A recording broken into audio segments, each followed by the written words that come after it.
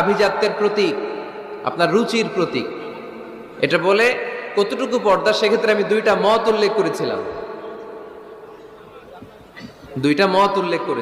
মত নাম্বার 1, সারা শরীর ঢেকে রাখবে, ফেসটা খোলা রাখবে, হাত খোলা রাখবে, এটা একটা মত।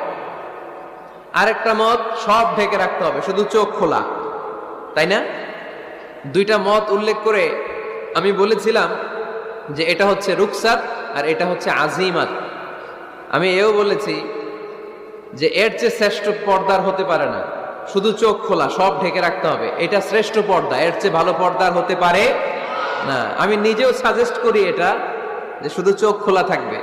আবার ওই প্রশ্নের উত্তরে এও বলেছি চেহারা হচ্ছে সৌন্দর্যের রাজধানী, চেহারাই যদি দেখা হয়ে যায় তো সব দেখা হয়ে যায়, এজন্য এটা আমি সাজেস্ট করেছি।